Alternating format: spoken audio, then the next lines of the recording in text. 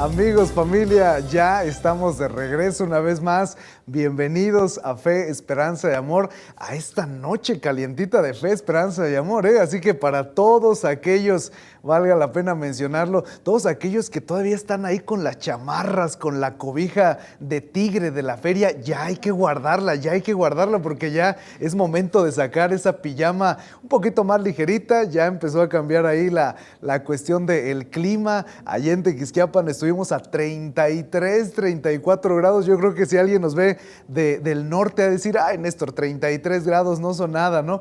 Bueno, allá en Tequis, que siempre estamos a 20, 22 grados, 33, parece una rosticería.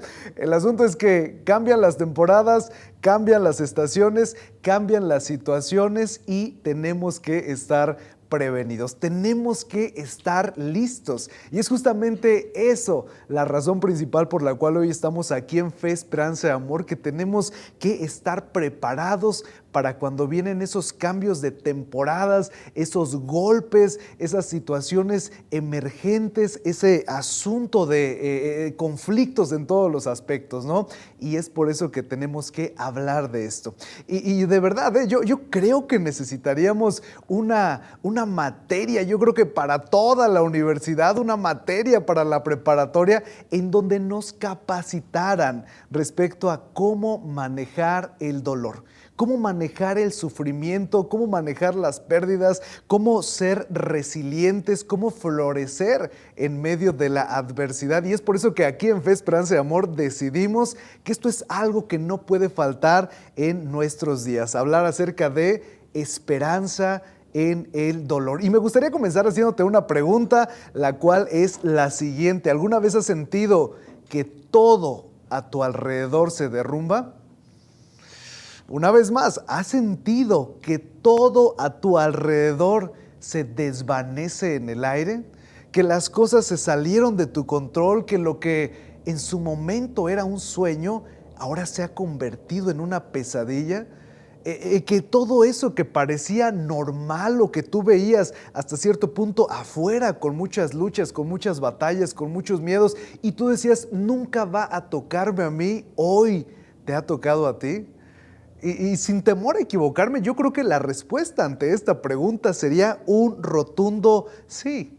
Sería un rotundo sí. Y es que fíjate cómo lo dice un autor, el dolor físico es molesto, por supuesto, pero el dolor emocional es asfixiante.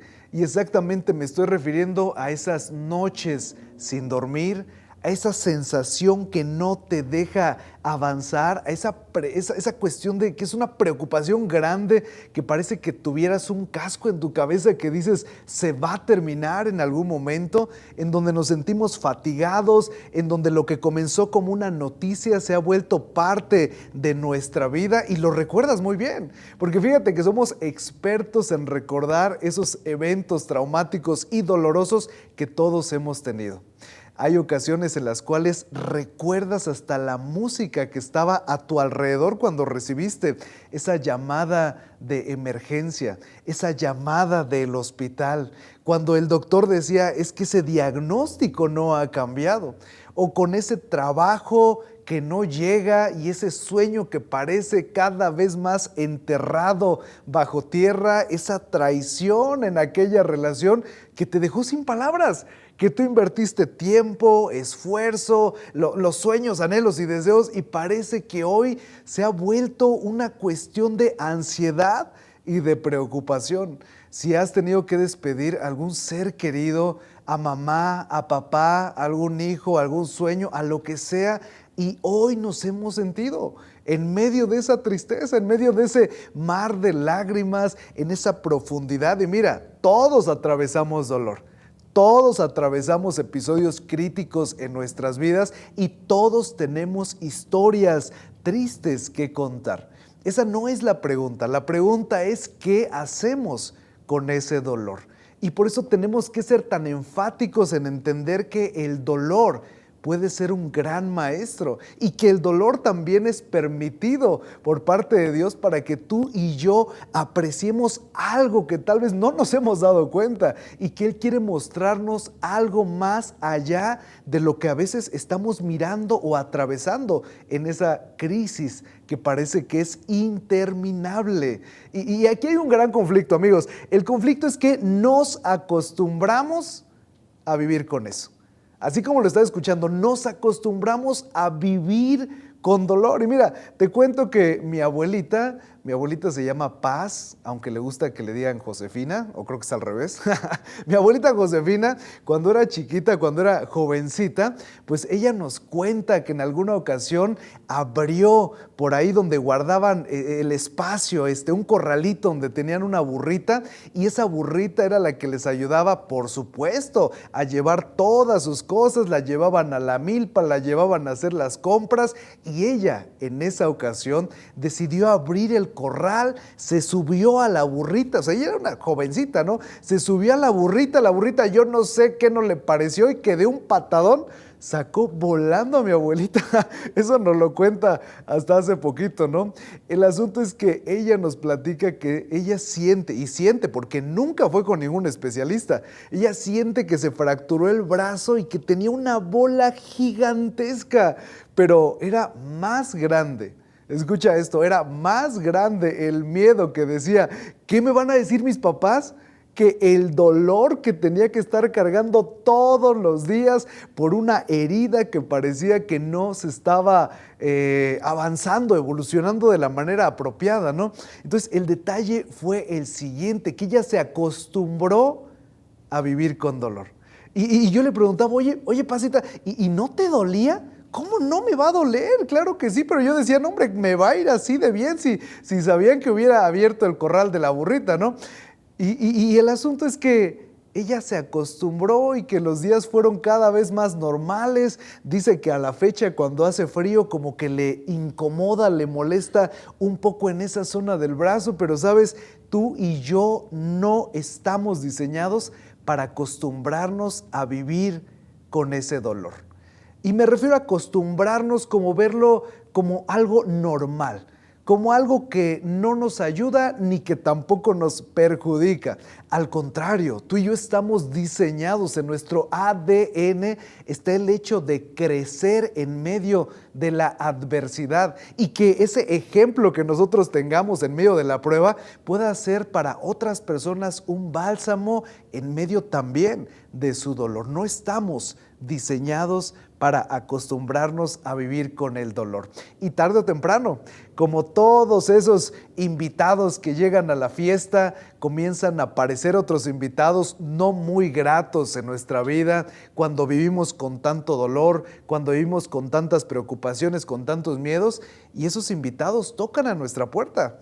Y un día aparece la ansiedad.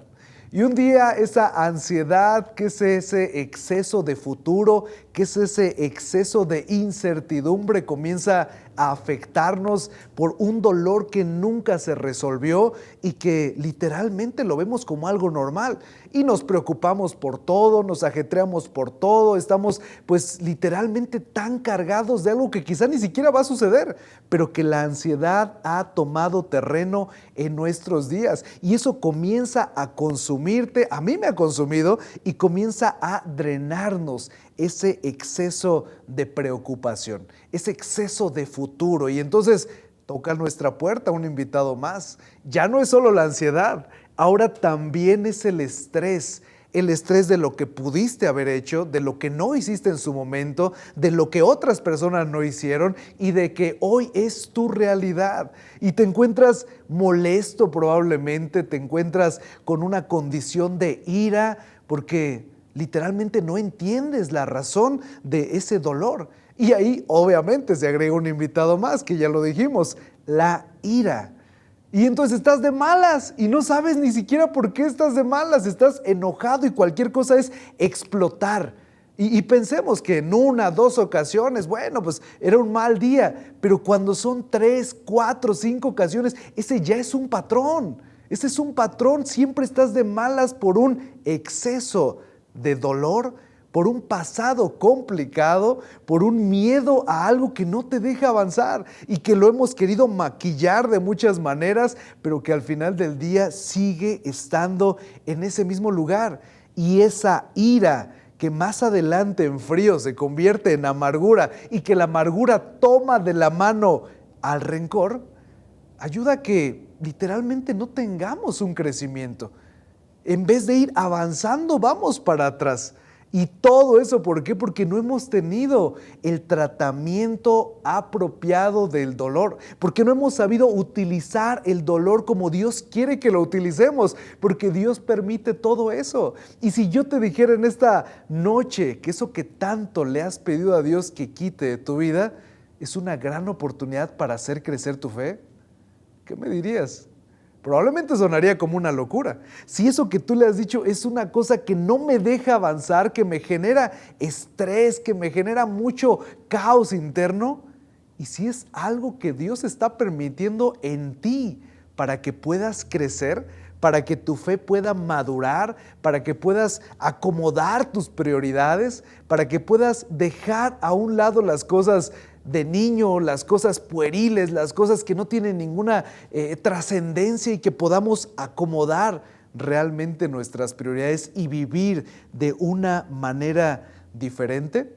Pues sea cual sea la situación, sea la ansiedad, sea el estrés, sea la ira, sea el rencor, todo eso no es la enfermedad de raíz, es solamente un síntoma. No es la patología de base, es solamente un signo, porque todo lo que te acabo de platicar tiene una raíz en el corazón. Y es que hablamos de muchos temas de mantenimientos, de tratamientos, para todo, para el cabello, para la piel, para la casa, para el coche, pero casi nunca hablamos de un mantenimiento y tratamiento para nuestro corazón. Y eso es tan importante, porque si tenemos un corazón saludable, si tenemos ese corazón de carne que Dios quiere que sea sensible al dolor de las personas, vamos a mirar las tempestades de una manera diferente, no buscando culpables, no buscando justificantes, sino buscando oportunidades. Y es que no nos hacemos esa pregunta. Nadie dice normalmente, ¿cómo está mi corazón? A menos que vaya a hacerse probablemente alguna prueba de resistencia, de esfuerzo, ¿no? Pero fíjate que en la medicina hay un estudio que se llama arteriografía.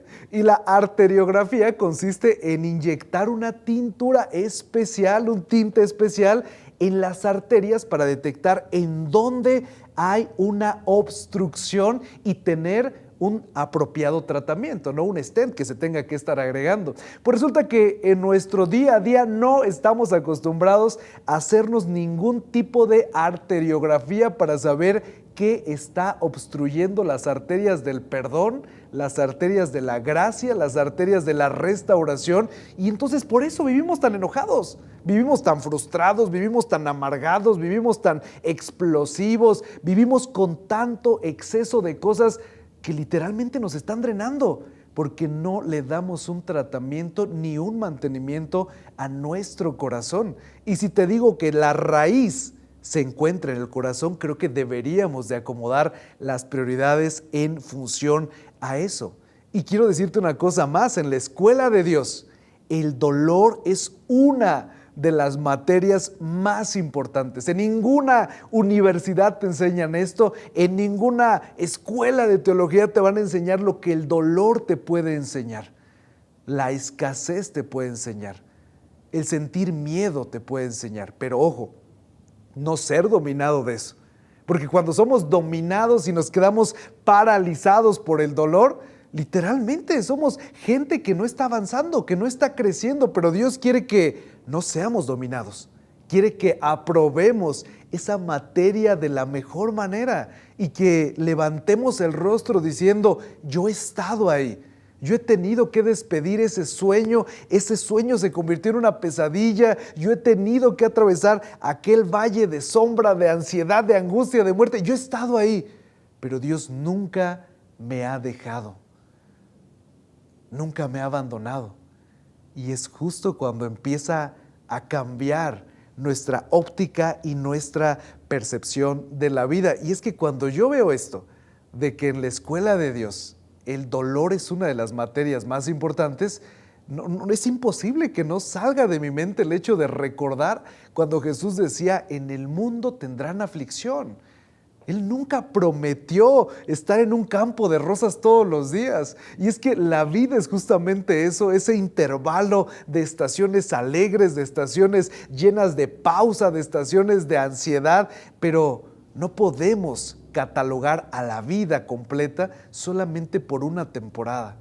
Tenemos que aprender de esa temporada, pero no vivir de esa temporada. Entonces, hagámonos una pregunta más, ya que estamos hablando aquí a corazón abierto, ¿no? Que estamos hablando con mucha honestidad.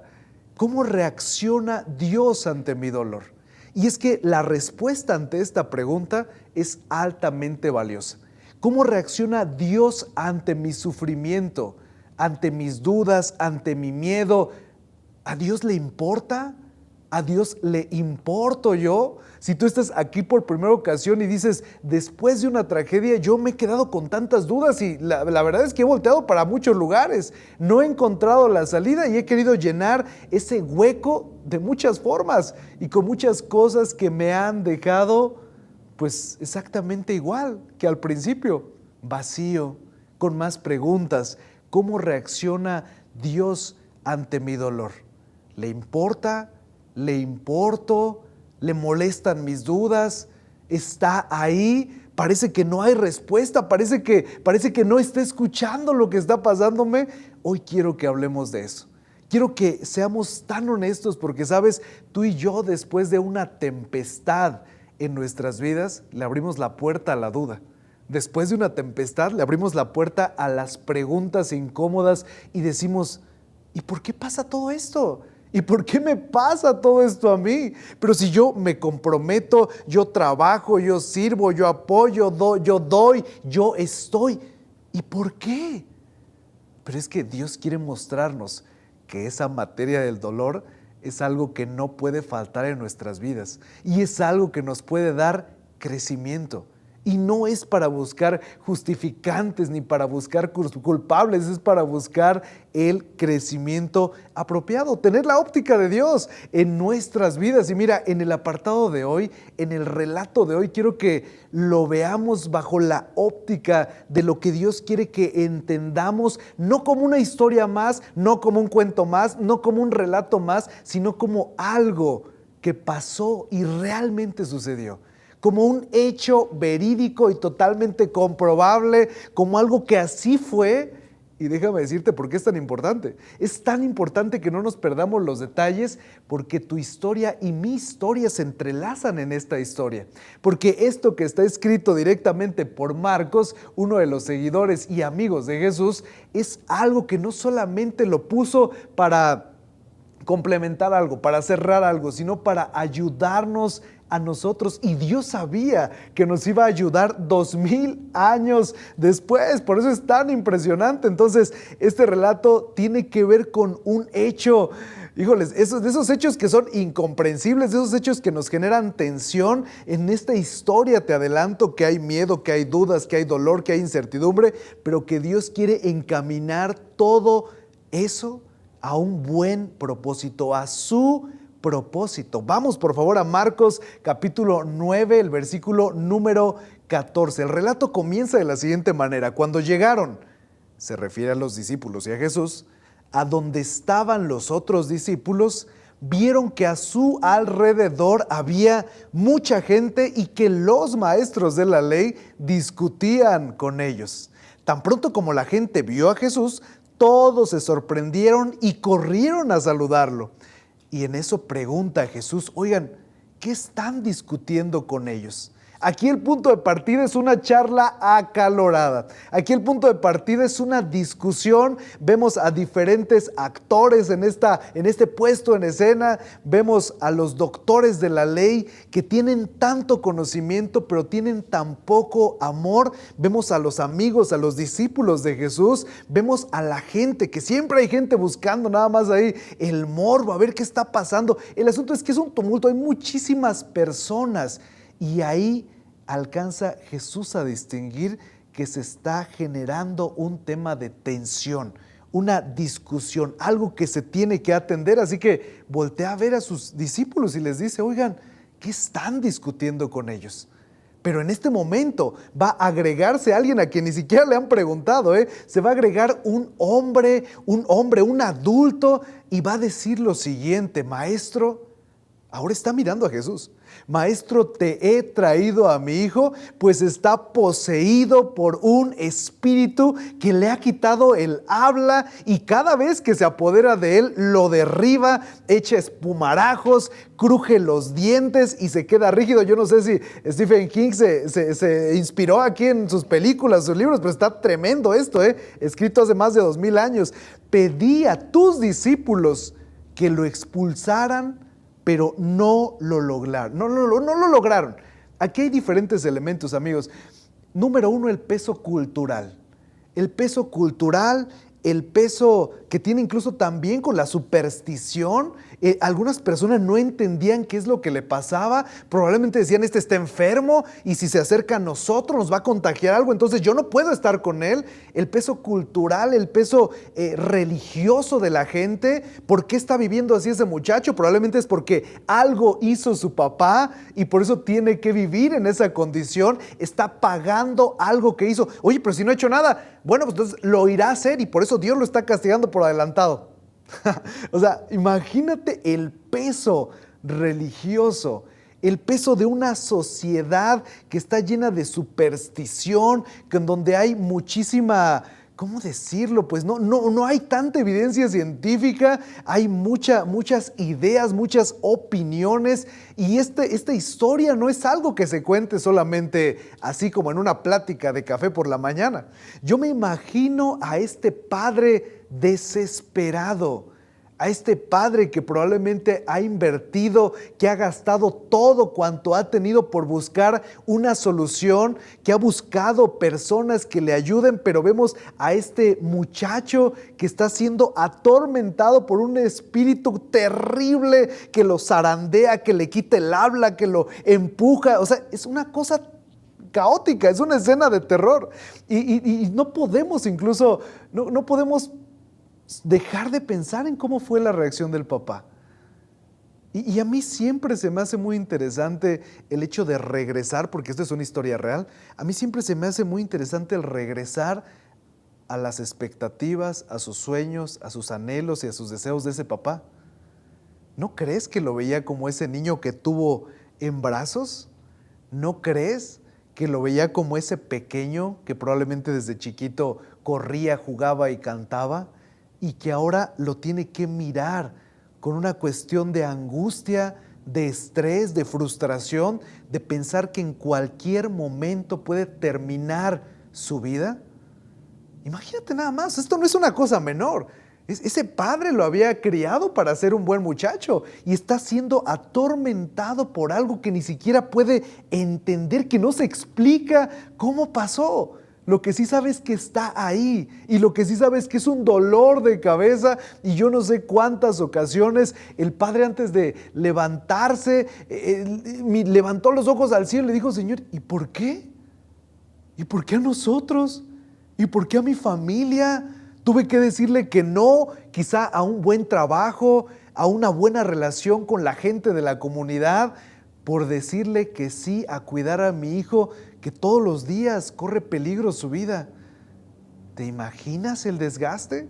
¿Te imaginas el estrés? ¿Te imaginas las preguntas? ¿Te imaginas el miedo? ¿Te imaginas el dolor? Todos necesitamos esperanza en el dolor. Y fíjate la respuesta de Jesús. Después de aquella conversación breve con ese hombre, la respuesta es: hey, tráiganme al muchacho. Lo que está diciendo en ese momento es: tráeme tu dolor. Me gusta esta ilustración: llévale tu dolor a él. ¿Qué hace Dios en medio del dolor que nosotros podemos estar sintiendo? Nos pide que se lo demos a él. Nos pide que depositemos en él nuestras cargas, nuestras dudas, nuestra frustración, nuestro miedo, nuestra angustia, nuestra soledad. Tráiganme eso. Ponlo a mis pies. Llévale tu dolor a él. Llévale ese dolor. Y para mí es tan valioso, es tan significativo este punto, porque Me imagino que ese hombre estaba desgastado, que estaba exhausto. Y fíjate, continuemos este relato. Así que se lo llevaron en ese momento, por supuesto. Tan pronto como vio a Jesús, el espíritu que moraba dentro de este muchacho sacudió de tal modo al muchacho que éste cayó al suelo y comenzó a revolcarse. Una vez los espumarajos, es una escena terrible que ningún papá debería de estar mirando de su hijo, y hace la pregunta a Jesús, voltea a ver al papá: oye, ¿cuánto tiempo tiene que le pasa esto? La respuesta del padre es: desde que era niño. Y comienza a dar algunos detalles. Muchas veces lo ha echado al fuego y al agua para matarlo. Y avanza: si puedes hacer algo, ten compasión de nosotros y ayúdanos. Antes de hacer la respuesta o replicar, o más bien retomar esta respuesta, quiero decirte una cosa más. No solamente estaba en una aflicción, en un dolor interno, sino también en un azote físico. Porque si ese espíritu estaba dentro de su hijo, y si ese espíritu lo estaba revolcando y lo lanzaba al fuego, ¿quién crees que se lanzaba también para salvarlo? Pues el papá también, ¿no? ¿Quién más se lanzaba al agua cuando lo quería ahogar? El papá también, porque lo amaba, porque quería que estuviera bien. ¿Te das cuenta? Puedes mirar a través de solamente un texto y tratar de ser un poco más empático con el papá. Podemos ponernos en sus zapatos. Puedes ver su desesperación, puedes ver sus sueños no cumplidos, probablemente su ira que se ha convertido en rencor, ese miedo que no lo ha llevado a ningún lugar. Y es que es normal, es un papá. Pero a veces le ponemos tantos tintes como que pasó de un momento a otro, y no fue así. Está cansado, está literalmente buscando una solución a un problema que le ha sido un tormento por años. Amigos, familia, a veces queremos que los problemas se vayan en unos meses. Él tiene desde niño. El papá tiene desde niño cuidándolo por aquella condición que le ha venido a afectar absolutamente todo. Y hace esa pregunta tan impresionante Jesús: ¿cómo que si puedo? Porque el papá le había dicho: si puedes hacer algo, ten compasión, ten misericordia de nosotros, ayúdanos. Y la respuesta de Jesús es impresionante, es categórica: para el que cree, todo es posible. Y tal vez hoy tú estás en esa situación. Tal vez hoy tú te sientes en medio de un elevador que no avanza. Tal vez hoy tú te encuentras en medio de dudas, en ese resultado que no ha mejorado, en esa relación que no avanza, en esa crisis que no mejora, en ese despido injustificado, en esa familia disfuncional, en ese miedo a nunca llegar a ser trascendental en ningún aspecto. Tal vez tú estás ahí. Y la respuesta es exactamente lo mismo: para el que cree, todo es posible. Créele a Él, créele a tu fabricante. ¡Qué impresionante! Créele a tu diseñador, créele al que tiene todo el diseño completo de ti, al que sabe cómo funcionas, al que nunca te ha abandonado. Necesitamos creerle a Él. Y fíjate la respuesta del padre: sí creo, exclamó de inmediato el padre del muchacho, y continúa: ayúdame en mi falta de fe. Esto debería de ser parte de nuestras oraciones todos los días, porque el día que decimos yo tengo una fe grande y fuerte, déjame decirte que no estamos lejos de ser una persona arrogante. Porque alguien que realmente entiende que estamos en crecimiento y que estamos en un proceso, jamás se va a jactar ni ser petulante de algo de superioridad. Entonces, ayúdame en mi falta de fe. Son las palabras. Al ver Jesús que se agolpaba mucha gente, reprendió al espíritu maligno. Esto es una escena impresionante, una escena sobrenatural para todos los que estaban ahí, para toda la multitud al principio, y le dijo: espíritu sordo y mudo, te mando que salgas y que jamás vuelvas a entrar en él. Y en él, el espíritu, dando un alarido y sacudiendo violentamente al muchacho, salió de él, Y el muchacho, por supuesto, quedó como muerto, tanto que muchos decían, ya se murió. Pero Jesús lo tomó de la mano y lo levantó, y el muchacho se puso en pie.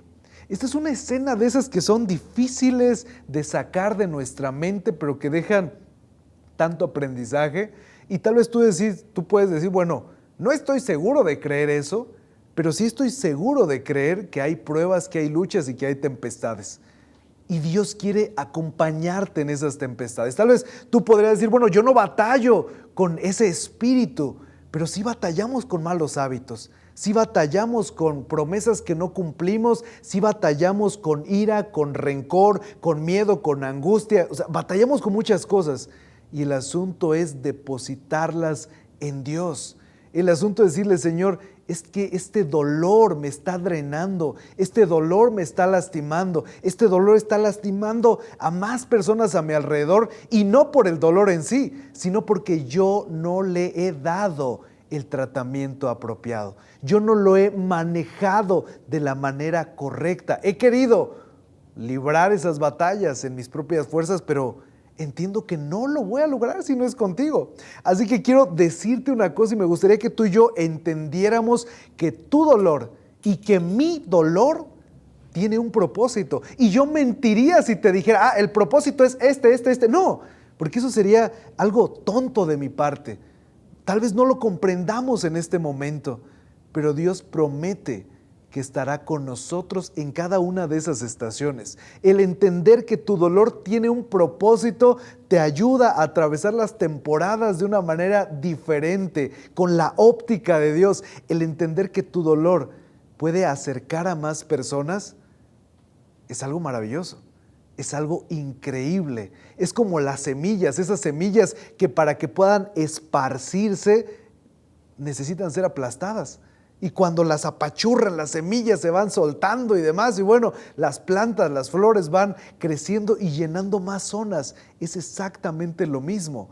No podemos identificar exactamente la razón del propósito, la razón de ese dolor más bien, pero sí entender que Dios lo está permitiendo por algo y que efectivamente habrá algunas cosas que sean consecuencias de nuestras propias decisiones. Efectivamente, la ley de la siembra y la cosecha, de eso estoy totalmente de acuerdo, pero entender que hay etapas de guerra controladas por Dios con el propósito de darnos un crecimiento, con el propósito de ser más empáticos, de amar más a las personas, de ponernos en los zapatos de la gente que está sufriendo. Porque cuando alguien puede hablar de eso, es porque también lo ha atravesado en su vida.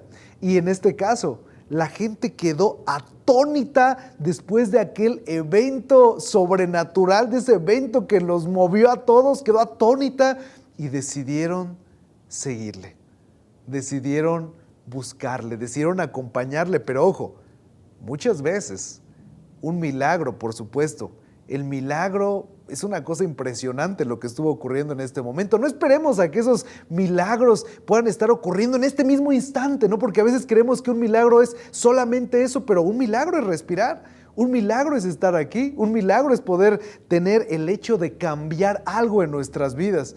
Y vale la pena recordar que ese tipo de eventos bajo aquellas situaciones y circunstancias fungían con un papel muy en particular. Y punto número 2, y con esto termino, tú y yo, aparte de entender que tu dolor y mi dolor tienen un propósito, necesitamos adorar en medio de ese dolor.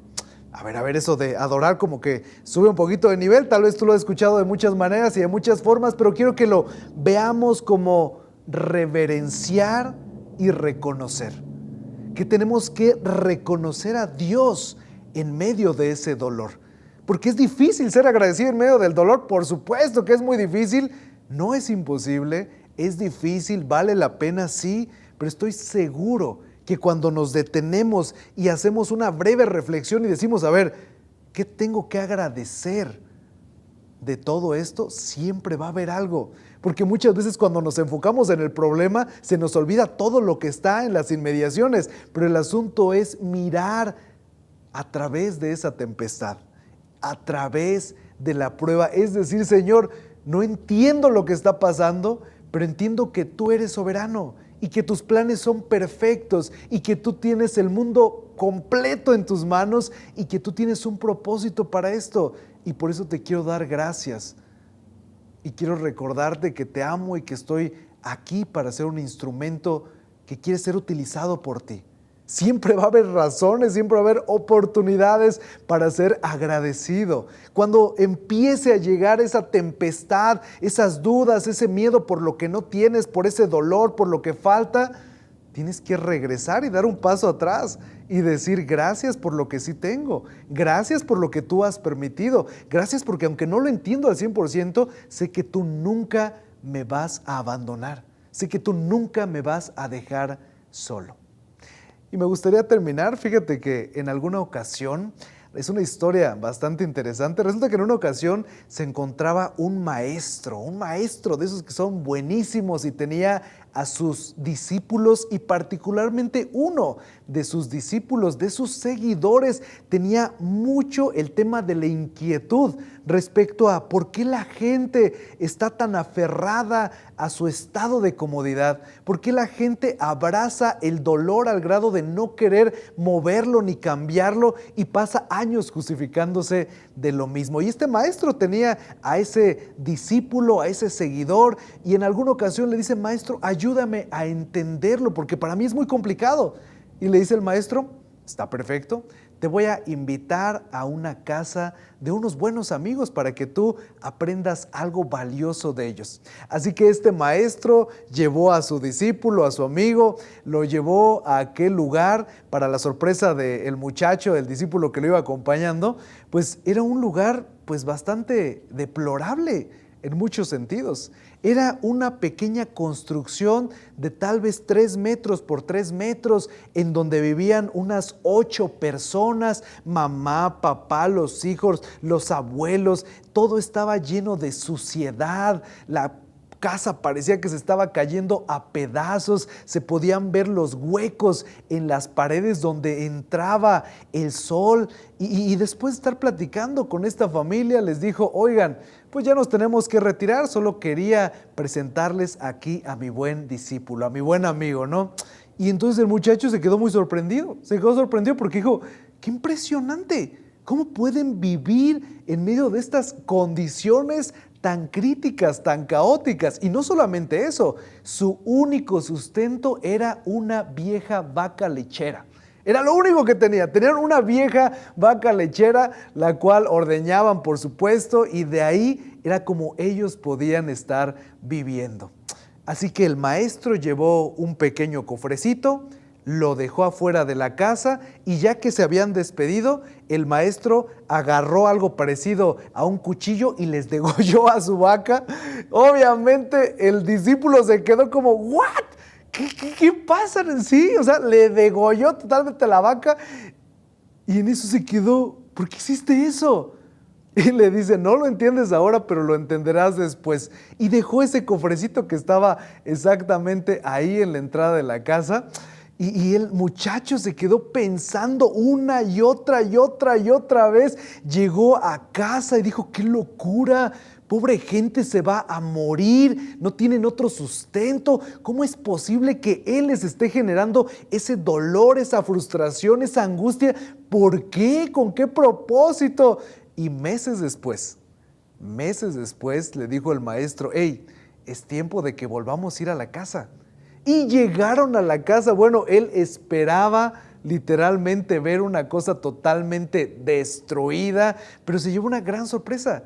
Encontró ya no una construcción de 3 metros por 3, ahora encontró una construcción de 10 metros por 10, a lo que este muchacho inmediatamente pensó: bueno, vendieron la casa, no pudieron sostener ese ritmo de vida, ya no están aquí. Y la sorpresa fue que a la hora de tocar la puerta salió a abrirles el mismo padre de familia que había estado meses atrás. Y el muchacho se quedó tan sorprendido, los invitó a pasar, a comer, a estar hablando, y les dijo: mira, la realidad es que hace un par de meses un descarado mató a nuestra vaca,